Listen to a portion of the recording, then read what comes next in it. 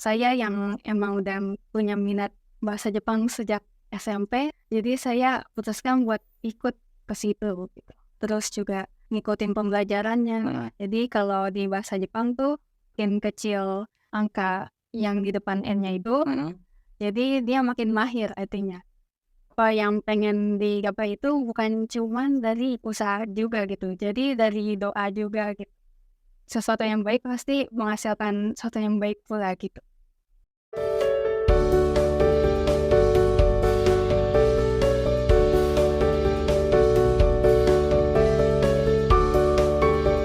Assalamualaikum warahmatullahi wabarakatuh.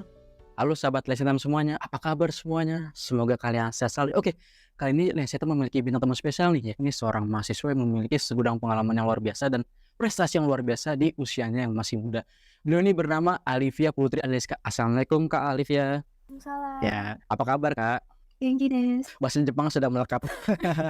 Oke, kalau boleh tahu nih Kak Alivia kesibukannya apa nih saat ini nih? Saat ini saya jadi mahasiswa di UNJ, Universitas Negeri Jakarta. Jadi apa nih alasannya kenapa memilih bahasa Jepang kalau aku boleh tahu?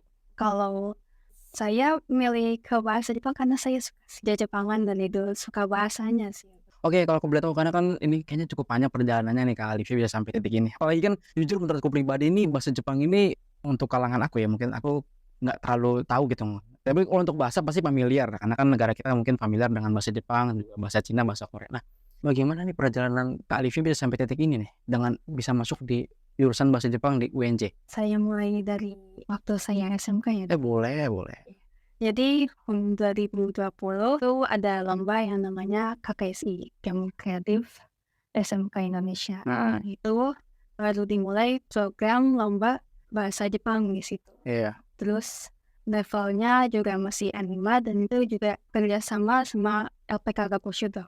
Jadi saya yang emang udah punya minat bahasa Jepang sejak SMP, jadi saya putuskan buat ikut ke situ gitu. Terus juga ngikutin pembelajarannya gitu. Nah, Saya juga dibantu sama bunda saya gitu dalam pembelajarannya. iya.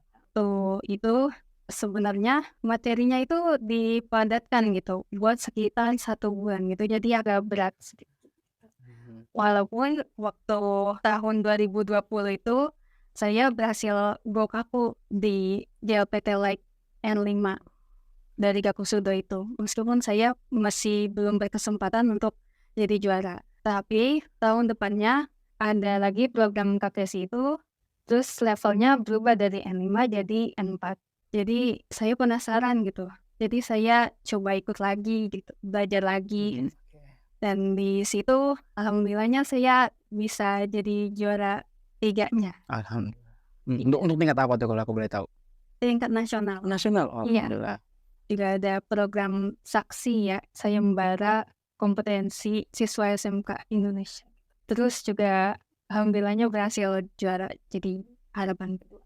Tadi kan Kak Alivia mention kayak N5, aku kan kurang paham kayak N5, N4. Sedangkan misalnya kayak contoh di bahasa Inggris kan ada A, B gitu kan, terus kayak Chinese ada HSK. Nah kalau N itu maksudnya apa tuh? N5, N4 tuh apa maksudnya tuh tingkatannya? N itu noryoku ya, itu artinya keahlian atau kemampuan Nah. bahasa Jepang itu. Jadi kalau di bahasa Jepang tuh makin kecil angka yang di depan N-nya itu, jadi dia makin mahir artinya. Dari N5, N4 sampai ke N1. Oh, terus berarti kalau N5 itu menurut pandangan Kak Alivia itu tingkat kemahirannya berapa persen tuh? Tingkat kemahirannya 10%? iya, sekitar 10-20%. Oh, alhamdulillah. Nah berarti kalau boleh tahu nih sekarang kira-kira nih Kak Alivia udah sampai tingkat mana nih kalau aku boleh tahu ya? Kalau saya yakinnya sih saya di N4 sih. Wah, alhamdulillah. Wah, bagus. Justru punya tingkat kepercayaan diri yang luar biasa tuh bagus. Kira-kira motivasi apa nih yang bisa membuat Kak Alivia ini bisa sampai titik ini nih?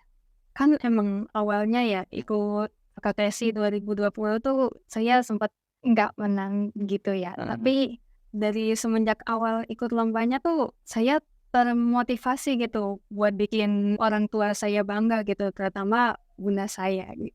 Tapi saya pengen kasih hadiah buat sekolah saya dulu gitu. Kayak kakak kelas saya gitu yang bisa menang kejuaraan gitu. Saya juga pengen bisa menang kejuaraan buat sekolah saya gitu. Iya, selain di teknik, saya juga mau di bidang lainnya kayak bahasa Jepang. Masya Allah. Berarti kan tadi kan dibilang sempet kalah ya, berarti kan kalah bukan berarti nggak juara kan, mungkin kemenangan tertunda gitu. Pasti ada lah mungkin ibaratnya, oke kamu misalnya kalah atau gagal hari ini, tapi kan bukan berarti besok gagal terus kan. Pasti masih ada jalan-jalan lagi meskipun memang sabar ya, karena kan kita juga belum menikmati proses kan gitu ya. Dan Kak Livia sudah membuktikan bahwa proses itu penting loh, tapi harus sabar gitu. Nggak bisa ibaratnya nggak instan lah gitu kan. Iya. Karena kan terus terang kalau menurut pandangan pribadi saya kan kebanyakan anak muda zaman sekarang kan itu maunya instan, kayak wah aku mau bisa bahasa Inggris tapi harus lancar loh. Tapi kan nggak sesimpel itu kan, apalagi bahasa Jepang, bahasa Cina yang notabene termasuk bahasa tersulit di dunia gitu kan. Nah aku boleh tahu nih kan Kak Livia mungkin pasti kan ada kayak tadi kan misalnya kalah, berarti kan ada rintangan, ada tantangan. Kira-kira apa nih rintangan-tantangan yang berhasil mengubah nih cara pandang kehidupan Kak Livia, misalnya mungkin pernah mengalami sesuatu atau mungkin kayak insight baru nih, kayak wawasan baru, oh ternyata seperti ini loh gitu, ada mungkin? Mungkin karena sering kalah itu gitu. Saya jadi ngerti gitu kalau misalnya apa yang pengen digapai itu bukan cuman dari usaha juga gitu. Jadi dari doa juga gitu. Iya. Mungkin gak bisa instan saat itu juga saat itu lomba terus menang gitu.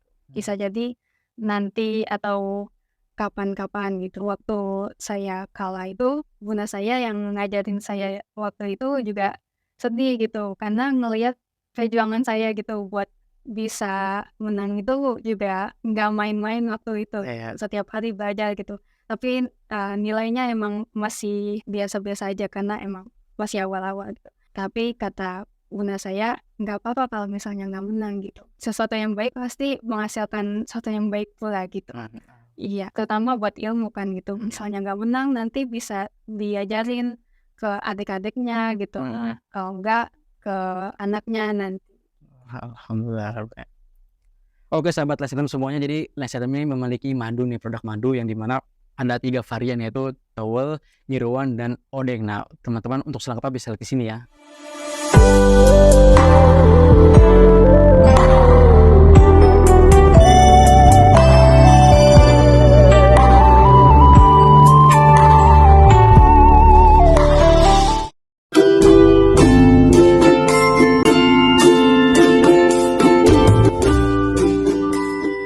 Emang support system tuh perlu banget loh. Kita kayak dukungan ibaratnya dari orang terdekat. Emang ibaratnya kayak energi lah gitu. Kita Iya. ada support system didukung, didorong, itu pasti akan menghasilkan energi positif gitu. Dan dari yang diceritakan oleh Kak Livia itu kan nyata gitu. Kayak mungkin kan kayak Kak Livia sampai berjuang begitu keras. Tapi kalau sendiri kayaknya ada yang kurang gitu. Kayak disemangatin sama orang tua, sama keluarga. Jadi kayak ada energi tersendiri gitu. Jadi Iya. kayak mikir, oh ya ini bukan alasan aku untuk menyerah nih, ayo maju terus gitu. Cuman itu tadi kan nggak ada yang instan ya. Dan Kak Livia kan membuktikan bahwasanya perlu waktu beberapa tahun kan. Iya, Iya. karena setahu aku emang jujur karena kan aku yakin setidaknya setiap dari kita kan belajar kayak bahasa Inggris itu kan untuk menguasai kan setidaknya perlu beberapa tahun. Nggak ada yang simpel lah ibaratnya 1 tahun langsung wah mahir banget, nggak mungkin. Iya, kecuali emang kita tinggal di negaranya langsung, misal Kak Livia tinggal di negaranya langsung kayak Jepang, itu mungkin ada kemungkinan. Tapi kan kalau negara kayak kita kan yang notabene bahasa Indonesia adalah bahasa nasional kan susah gitu. Dan Kak Livia membuktikan bahwa bisa kok kalau bisa mau berjuang gitu. Cuman itu tadi nggak ada yang instan dan enjoy the process gitu kan. Oke, kalau aku boleh tahu nih jujur, karena kan Kak Livia ini kan termasuk orang berbakat ya menurut aku ya. Kira-kira ada lagi mungkin bakat-bakatnya yang Kak Livia punya, kalau misalnya ingin di-spill? Karena saya background-nya di teknik juga, sebelumnya saya juga freelance jadi mobile programmer. Nggak ngerti ya, jujur aku bukan orang programmer. Tapi itu luar biasa itu. Tapi itu emang di sela-sela waktu misalnya ada luang atau misalnya ada kerjaan panggilan atau gimana tuh Kak, kalau aku boleh tahu? Iya, biasanya dikasih project gitu. Oh, alhamdulillah. Dengan adanya kayak bakat-bakat yang dialami oleh Kak Livia, yang dimiliki oleh Kak Livia itu kan menurut aku pribadi kan, karena emang bakat itu emang ada beberapa yang bisa dibilang alami, tapi kan harus diasah dong. Kalau misalnya kan Kak Livia kan bisa tadi kan seperti yang di-mention kan punya kemauan, ketertarikan, ibaratnya minat di dunia bahasa Jepang tuh waktu SMP kan. Iya. Dan akhirnya sampai saat ini setidaknya kan 5 tahun lebih kan. Iya. Ya kan, jadi nggak sesimpel itu kan makanya aku bilang tadi. Betul. Lama banget berarti kan. Ibaratnya untuk bisa menikmati proses, bisa ibaratnya kayak kita ngomong sama orang tuh pede loh. Karena jujur bahasa itu emang salah satu kelemahan terbesar tuh kepercayaan diri loh. Kadang buat ngungkapin ibaratnya ngomong sama teman sendiri dah. Aduh, udah takut dibilang ini, dibilang itu, udah insecure duluan ya kan. Udah berprasangka buruk. Nah, emang bahasa itu bisa dibilang berlawanan dengan kepercayaan diri ya gitu. Tapi alhamdulillah bahasa itu kan juga mencerminkan kepercayaan diri seseorang gitu. Kak Livia kan ibaratnya dengan punya ilmu di bahasa Inggris juga, bahasa Jepang itu kan bisa jadi modal buat kedepannya. Dan aku yakin pasti mempermudah di pekerjaan lainnya dong. Kayak setidaknya kayak ada peluang-peluang kerja, terus ada mungkin panggilan-panggilan kerja yang karena Kak Livia punya bakat di bidang bahasa, apalagi programmer, pasti kan potensialnya luar biasa gitu. Nah, luar biasa sekali. Nah, Kalau mungkin aku boleh tahu nih bagaimana cara menyikapi ini Kak Alivia bisa sampai titik ini, kayak gimana nyikapinya mungkin masa-masa itu? Karena kan terus terang pasti nggak mungkin, aku pribadi kan tipikal orang juga yang kangen dengan perjuangan masa lalu ya, misalnya kayak, "Oh, aku udah sampai sini nih." Pasti, "Oh ya kalau dipikir dulu perjuangan kayak gini amat ya," gitu, perjuangannya kayak pahit manisnya tuh kita alami. Nah, Kak Alivia tuh gimana tuh cara nyikapinya tuh kalau boleh diinget-inget di masa lalu atau mungkin gimana yang dirasakan saat ini? Kalau nginget-nginget perjuangan masa lalu tuh bisa akhirnya juara gitu Mhm, di bidang bahasa Jepang juga. heeh. Tekniknya juga itu saya terharu banget sampai akhirnya sertifikat bahasa Jepang itu bisa saya gunain masuk ke UNJ, jalur prestasi. Nah itu juga saya berterima kasih juga sih, ya karena udah di-support keluarga juga waktu lagi menjalani proses lamanya. Terutama kalau yang bahasa Jepang itu sendiri gitu. Kalau yang teknik misalnya programming itu berkelompok, tapi kalau yang bahasa Jepang itu individu. Coba sendiri sama bareng-bareng tuh pasti beda feel-nya. Iya, Ibaratnya keringet tuh pasti beda lah. Ibaratnya kalau rame-rame keringet tuh mungkin masih sedikit, tapi kalau sendiri tuh ngerasain keringetnya bener-bener tuh gitu, heeh, jerih payahnya gitu kan. iya, Dan bagaimanapun Khalifa harus bangga dengan perjuangan itu kan, karena kan jujur pasti ada titik-titik di mana tuh Khalifa tuh kangen dengan momen-momen itu gitu, momen-momen di mana lagi belajar keras-kerasnya, mungkin sekarang udah menikmati, tapi inget tuh belakangan pasti banyak sekali dukungan dari orang tersayang gitu, entah teman, sahabat, atau mungkin keluarga gitu kan, terutama orang tua. Oke, mungkin dari Kak Alivia nih, mungkin terkait dengan adanya penjelasan-penjelasan tadi, ada mungkin tips-tips yang bisa dibagikan ke kita-kita, apa nih kira-kira yang bisa kita lakukan atau mungkin kita tekunin atau mungkin kita coba untuk kita perbaiki dari diri kita hingga bisa sampai nanti ke depannya gitu, karena kan Kak Alivia kan sudah merasakan momen-momen itu, gimana? menurut saya sih harus pede ya gitu, Mhm, mau ikut lomba bahasa Jepang nih gitu. mhm, Sebelumnya tahu bahasa Jepang doang gitu dari anime mungkin. mhm, Tapi pas waktu nyelemin itu, wah ternyata susah juga ya, tapi nggak apa-apa gitu, yang mhm. penting awalnya berani dulu, penasaran dulu nggak apa-apa gitu. Habis itu tekunin gitu, supaya itu bisa jadi hasil atau sesuatu gitu. Kalaupun misalnya nggak bisa menjadi hasil atau sesuatu gitu, tetap aja gitu, yakinin kalau misalnya sesuatu yang baik itu bakal, menghasilkan yang baik pula gitu. Alhamdulillah, iya. Insyaallah lah berkah ke depannya ya Kak Alivia ya? Mhm. Oke, berarti dengan penjelasan dari Kak Alivia, alhamdulillah mungkin dari kita siapa tahu ada yang minat bahasa Jepang kan, di sini ada penonton-penonton dari sahabat yang saya tahu gitu kan, ingin belajar bahasa Jepang atau mungkin bahasa asing, jadi kan lebih termotivasi gitu. Apalagi kan notabene kan belajar bahasa itu kan nggak sesimpel itu ya gitu. Meskipun emang komunikasi tapi kan ada tulisan juga gitu. Apalagi kalau misalnya kayak Jepang, kayak Cina tulisannya tuh aduh kalau misalnya orang awam kan ini apaan gitu. Dan Kak Alivia kan ngalamin kan mempelajari tulisan kayak gitu, harigana, katakana itu aduh itu apaan ya kan awal-awal gitu kan. Tapi alhamdulillah sekarang ada buah manis ya kan. Mhm. Oke Kak Alivia, mungkin dari penjelasan sampai detik ini, ada mungkin Kak Alivia yang belum disampaikan ke kita-kita, siapa tahu Kak Alivia punya penyampaian sesuatu kepada kita gitu. Sama sih kayak sebelumnya Mhm, pesan saya gitu, mhm, sesuatu yang baik mhm. bakal, menghasilkan sesuatu yang baik juga. Jadi, "Yoi koto o shitara ketka wa kitto yoku naru." Oke, artinya apa tuh? Nggak tahu. Itu sama artinya. Oke, berarti dari penjelasan Kak Alivia dari awal sampai akhir, yang mana ini kan jujur untuk aku pribadi kan motivasi juga ya, karena kan agama juga mengajarkan kayak kita tuh carilah ilmu gitu. Insyaallah nggak ada yang sia-sia lah dalam kehidupan ini, karena aku percaya bahwasanya segala sesuatu tuh pasti ada maksud dan tujuannya gitu kan. Dan Kak Alivia kan sudah mengalami lebih dari aku kan gitu. Oh ternyata ini manfaatnya, dan alhamdulillah ternyata tuh Allah tuh punya hadiah yang luar biasa untuk kita gitu. Meskipun memang kita harus ngalamin pahitnya dulu. Kalau misalnya ada lagi mungkin kayak aku penasaran ada harapan, mungkin doa untuk teman-teman semua di sini atau mungkin untuk Kak Alivia sendiri. Kalau menurut saya yang di titik ini tuh juga masih belum seberapa gitu. Mhm, Tapi mungkin juga saya mau memotivasi buat teman-teman gitu, mhm. supaya kalau ada keinginan diterusin gitu. Jangan nyerah pokoknya, Oke.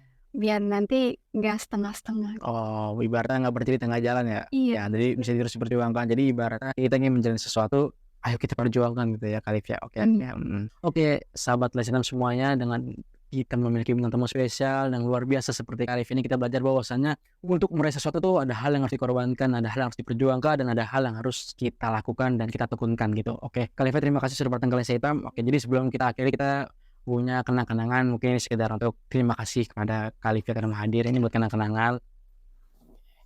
Ya, jadi kita ini punya piagam untuk Kalivia, boleh dipegang. Terima kasih udah menghadir, oke. Boleh dipegang, oke. Terima kasih Kalivia sudah mau meluangkan waktunya. Ya semoga lebih sukses lagi ke depannya dan jangan lupa untuk terus semangat ya gitu. Oke sahabat Nation semuanya, jadi terima kasih. Wassalamualaikum warahmatullahi wabarakatuh.